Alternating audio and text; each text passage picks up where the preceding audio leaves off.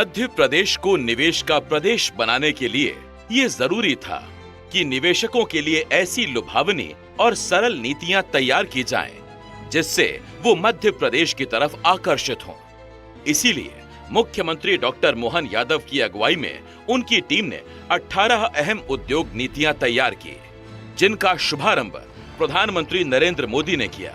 ये नीतियां हैं: मध्य प्रदेश उद्योग नीति 2025, मध्य प्रदेश एमएसएमई नीति, मध्य प्रदेश एक्सपोर्ट्स प्रमोशन नीति, मध्य प्रदेश लॉजिस्टिक्स नीति, मध्य प्रदेश स्टार्टअप नीति, Madhya Pradesh animation, VR, gaming, comics और विस्तारित रियलिटी नीति 2025, मध्य प्रदेश जीसीसी नीति 2025, मध्य प्रदेश सेमीकंडक्टर नीति 2025, मध्य प्रदेश ड्रोन संवर्धन एवं उपयोग नीति 2025, मध्य प्रदेश फिल्म पर्यटन नीति 2025, मध्य प्रदेश पर्यटन नीति 2025, Madhya Pradesh pump hydro storage नीति, Madhya Pradesh city gas distribution नीति 2025, मध्य प्रदेश विमानन नीति, मध्य प्रदेश नवकरणीय ऊर्जा नीति,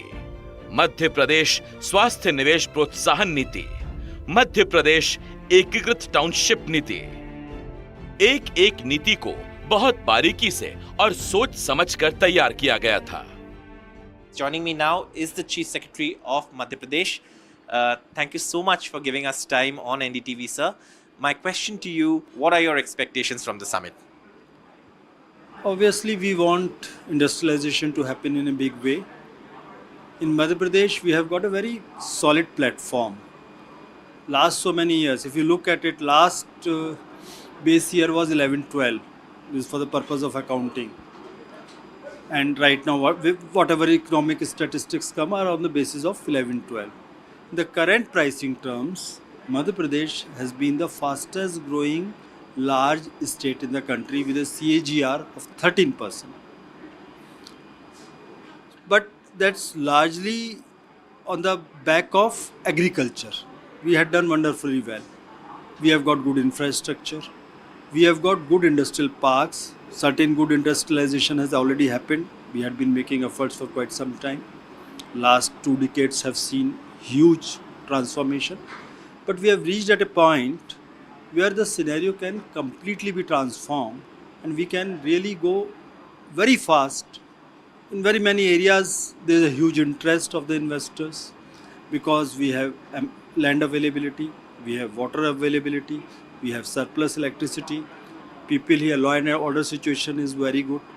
And more importantly, the government policies. They are very, very facilitative. So, as you would have seen that 18 policies were launched today. Apart from the financial incentives which many governments provide, we are almost there competing at par with the best incentive any state provides. But what is more important, our other facilitation is fantastic. We have allowed things like land use change for industrialization. If you want to set up a skill center, if you want to set up dormitory for your workers, the rental housing, that's allowed. The common facilities like common certification center, common testing center, common effluents, that's allowed. Similarly, ease of doing business. Sector by sector, our teams actually sat down and listed out what are the permissions required for that particular sector. And then we looked at the fundamental question. Is this permission required? If no, can we knock it out? Thereafter, if the permission is in the state's domain, can we convert it to public service delivery guarantee? So I'll share one example with you. For setting up a hotel or a resort for tourism, one required 30 permissions. And our team was able to knock off 20 out of them. So it has come down to just 10. So this is a kind of policy making effort which went into this. And I personally feel you would have seen there's a huge excitement among the investors. Most of the feedback which I've got till now is excellent on the policy space. And we really hope that this will take us the growth path of the state will become much faster. इन नीतियों का लाभ ये हुआ कि निवेशकों में गजब का उत्साह दिखाई दिया और जब मेहनत रंग लाई तो मुख्यमंत्री डॉक्टर मोहन यादव भी मुस्कुरा दिए। सर, ये इतनी बड़ी पैमाने पे मध्य प्रदेश में इन्वेस्टमेंट समिट यहाँ पे आयोजन किया गया है। मकसद क्लियर है, प्रधानमंत्री ने भी आज कह दिया है कि इस राज्य को जो प्रोग्रेस हो सकता है उसके लिए। तो क्या क्या इसमें आपके हिसाब से सबसे बड़े चीज़ें हैं इस समिट में? देखिए, हमारे लिए यशस्वी प्रधानमंत्री का आशीर्वाद है ही, लेकिन जिस प्रकार से हमारे राज्य के अंदर की संभावना है, जहाँ बिजली सरप्लस है, लैंड सरप्लस है, भौगोलिक दृष्टि इतनी अच्छी है कि देश के मध्य में है, लॉ एंड ऑर्डर को लेकर के कोई परेशानी नहीं, सरकार का गुड गवर्नेंस है, सभी प्रकार की पॉलिसियाँ हमारे पास है, प्रशिक्षित लोगों की कार्यशक्ति एक तरह से उसकी संभावना भी अच्छी है। यही कारण है कि सभी सेक्टर में समान रूप से बढ़ रहा है। जैसे एनर्जी का सेक्टर, एनर्जी में सभी प्रकार की renewable energy, thermal energy, hydel power, फिर tourism, health, education, mining, agriculture, IT, कौन सा क्षेत्र छोड़ा है, सभी सेक्टर में समान रूप से चल रहा है। सर, देश के सबसे बड़े उद्योगपति आज यहाँ पे शामिल हुए। सुबह के जो कार्यक्रम थे जिसमें प्रधानमंत्री भी बहुत ही अच्छे तरीके से बोला कि टेक्नोलॉजी, टेक्सटाइल और टूरिज्म और टेक्नोलॉजी में शायद कुछ आगे बढ़ सकता है। आपसे भी मिले उद्योगपति, क्या आपको लग रहा है कि निवेश के हिसाब से कितना आगे बढ़ने वाले मध्य प्रदेश? रोजगार को लेकर के तो बड़े संभावना आईटी में भी है, एग्रीकल्चर में भी है, टूरिज्म में भी है। तो रोजगार परक इंडस्ट्री को हम अलग से प्रमोट कर रहे हैं। बाकी रेगुलर इंडस्ट्रियों के लिए उनकी भी पॉलिसी हमारी बहुत अच्छी है, उसका स्कोप अच्छा मिल रहा है। और आखिरी सवाल, 2 दिन इतने सारे आयोजन किए गए हैं, मध्य प्रदेश के इमेज के लिए, इंडस्ट्री के इमेज के लिए ये एक बहुत ही बड़ी कदम है, उसके बारे में थोड़ा कुछ बताइए।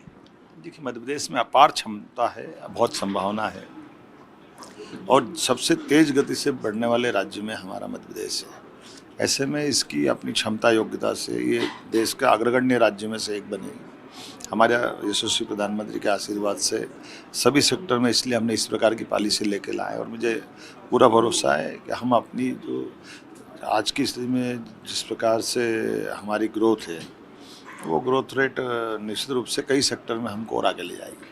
और कुछ पॉलिसीज़ आज आपने भी अनाउंस किए हैं जो उद्योग और व्यवसाय के लिए बहुत ही बेहतर तरीके से राज्य को आगे ले जा सकते हैं। जैसे कई राज्यों के अंदर की पॉलिसियों की अच्छाइयों को समेकित करते हुए कि हमारे राज्य के अनुकूल 18 से ज़्यादा विभागों की पॉलिसियाँ हमने आज माननीय प्रधानमंत्री जी के माध्यम से लोकार्पित कराई है और ये ताकत हमारी है।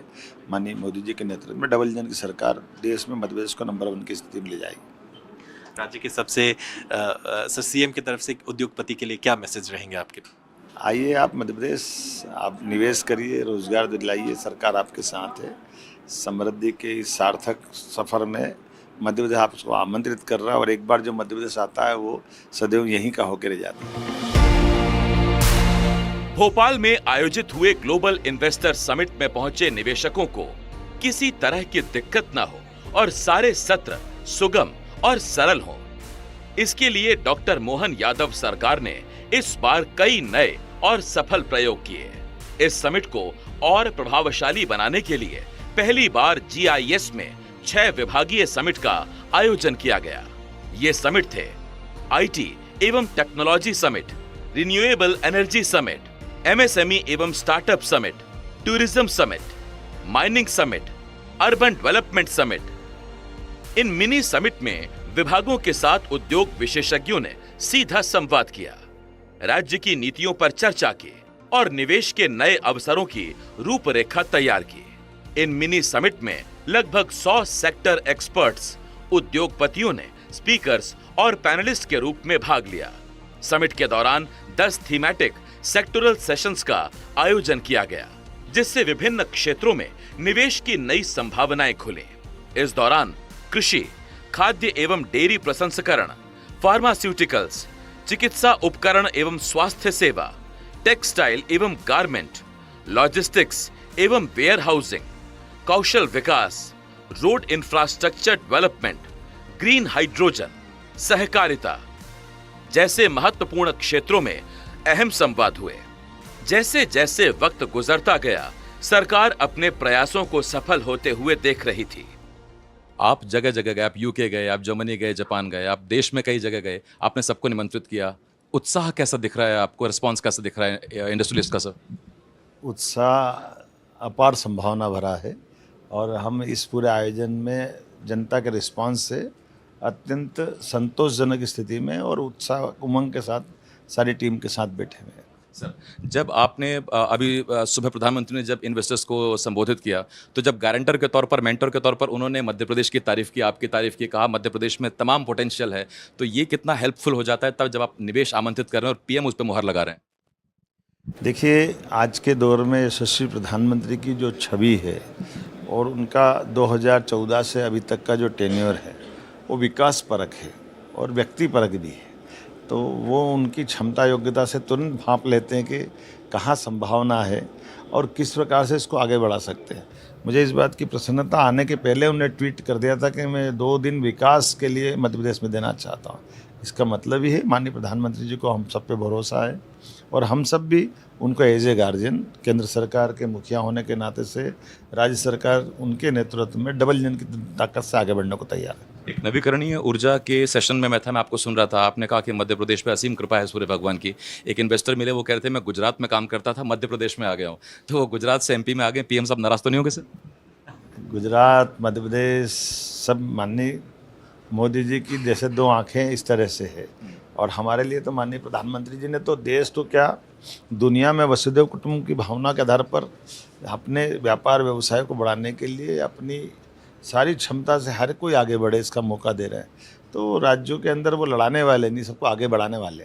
एक सवाल और सर, जब आप बाहर विदेश जा रहे थे, आप जब जगह जगह जा रहे थे, आप आमंत्रित कर रहे थे, उस वक्त एक अलग उत्साह रहता कि हाँ सर ज़रूर आएंगे, इन्वेस्ट करेंगे। लेकिन अब जब धरातल पर यहाँ हम उनका स्वागत कर रहे हैं तो कितनी उतनी तादाद आ रही है, उससे ज़्यादा है? मुझे लगता है इंदिरा ये मानव संग्रहालय छोटा पड़ गया सर इस बार। अपन ने तैयारी बहुत की थी। मेरे प्रश्न का उत्तर ही आपने दे दिया है। अभी इतना अच्छा रिस्पांस आ रहा है तो निश्चित रूप से उत्साह बढ़ता है। सर, सबसे पहले तो बहुत बधाई इतने बड़े आयोजन के लिए। बिल्कुल मेरा सवाल बिल्कुल सर- अपार उत्साह है।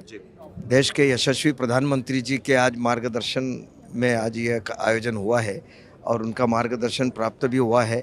निश्चित रूप से मुझे लगता है कि जितने भी निवेशक आए हैं, छोटे बड़े सारे लोग, उन सब का मध्य प्रदेश की धरती पर हम स्वागत करते हैं, अभिनंदन करते हैं और यह गर्व की बात है कि आज प्रधानमंत्री जी के द्वारा आज इसका उद्घाटन हुआ है और मध्य प्रदेश सरकार पूरी तरह से सभी मूलभूत सुविधाओं को देते हुए और भी जो संभावनाएं हैं उन सब के लिए हम बिल्कुल पलक पावड़े बिछा करके उनका स्वागत भी करेंगे और उनको मदद भी करेंगे।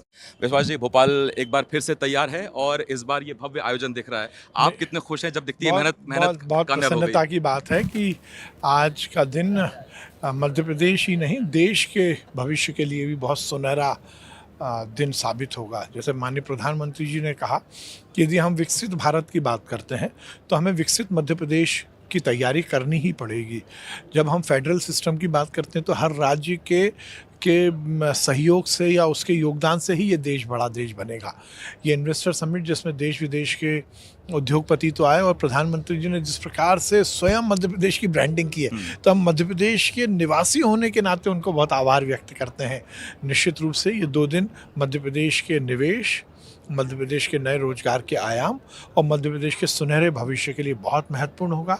और जो प्रधानमंत्री जी का सपना है कि 2047 में ये देश विकसित भारत बने, उसमें उस महायज्ञ में मध्य प्रदेश की अहम और बहुत सार्थक भूमिका होगी। आपने तो कोशिश की ही, सीएम साहब दूर देश गए, जगह जगह प्रदेश गए और जो इन्वेस्टर्स की जो अब तादाद आई है यहाँ, जो वो देख के बड़ा अच्छा लग रहा है। ऊपर से पीएम साहब ने जो आज किया है कि एमपी में हर पोटेंशियल है, एमपी आइए, तो ये एक मजबूत एक पॉइंट है क्या जो अब आप रख रहे हैं इन्वेस्टर्स के सामने? पीएम साहब की मुहर है इस पे। हाँ, है ही ना। देखिए, मध्य प्रदेश हर दृष्टि से बहुत समृद्ध है। हम यदि भौगोलिक दृष्टि से देखें मध्य प्रदेश बहुत अच्छी जगह लोकेटेड है। लॉजिस्टिक का मामला, हम इन्वेस्टमेंट फ्रेंडली स्टेट है, पॉलिटिकल स्टेबिलिटी है मध्य प्रदेश में। हमारे यहाँ बहुत अच्छी पॉलिसीज़ जिनका आज माननीय प्रधानमंत्री जी ने शुरुआत की है। तो मध्य प्रदेश हर स्थिति में बहुत बेहतर है, और यदि इन्वेस्टर्स आते हैं तो ये उनके लिए भी बहुत अच्छा है और प्रदेश और देश के लिए भी अच्छा। एक आखिरी सवाल सर, मानव संग्रहालय यूं तो बहुत बड़ा है सर, लेकिन आज छोटा लग रहा है। जितने इन्वेस्टर हमको दिख रहे हैं और जितने लोग दिख रहे हैं, हमको तैयारी थी इसकी? आज भोपाल की भी ब्रांडिंग हुई है। भोपाल कहीं ना कहीं अपनी इस स्थिति को दुनिया के सामने बता नहीं पाया था, पर आज देश और दुनिया के जब इन्वेस्टर्स यहाँ आए तो उनको लगेगा कि भोपाल कितना खूबसूरत है।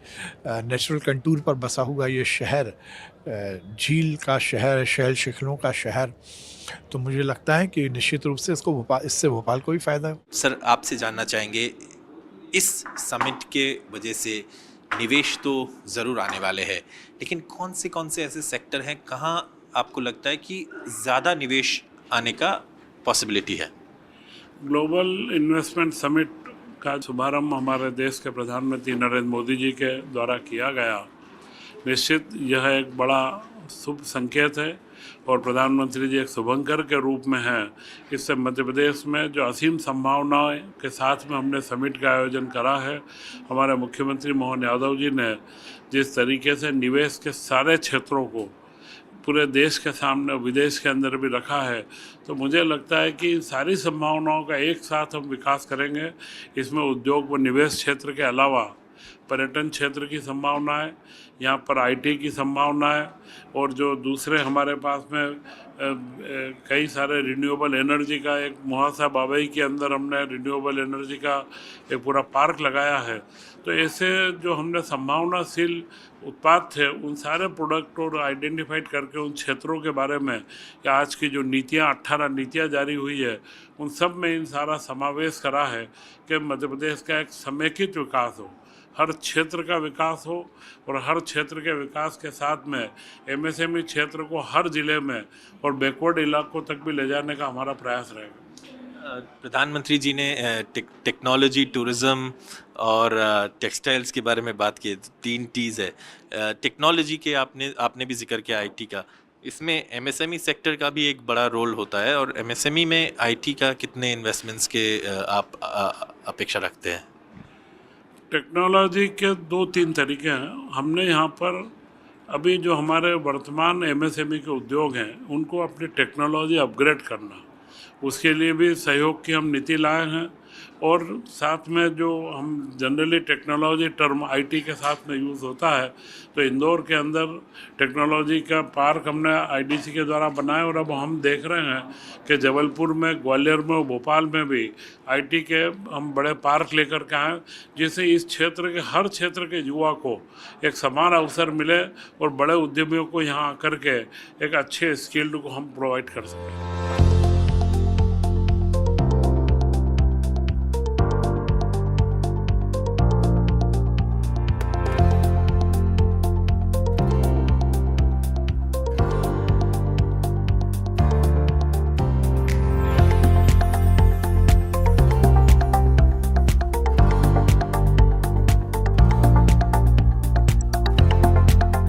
मुख्यमंत्री डॉक्टर मोहन यादव और उनकी कैबिनेट के अथक प्रयासों के बाद जब फाइनल आंकड़े निकलकर सामने आए, तो उसने कई पिछले रिकॉर्ड्स तोड़ दिए। रीजनल इंडस्ट्री कॉन्क्लेव्स में 2.34 लाख करोड़ रुपए के निवेश प्रस्ताव आए, जिनसे 2.74 लाख रोजगार सृजन होने की संभावना है।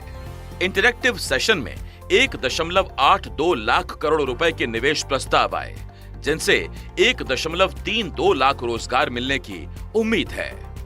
जबकि 2 दिनों तक चले ग्लोबल इन्वेस्टर समिट में 26.61 लाख करोड़ रुपए निवेश प्रस्ताव आए, जिनसे 17.34 लाख रोजगार के सृजन होने का अनुमान है। अगर इन तीनों को मिला दें तो कुल 30.77 लाख करोड़ रुपए के निवेश प्रस्ताव आए, जिनसे कुल 21.40 लाख नए रोजगार पैदा होने की संभावना है। ये आंकड़े गवाही देते हैं कि भोपाल में हुआ ग्लोबल इन्वेस्टर समिट पूरी तरह से सफल रहा।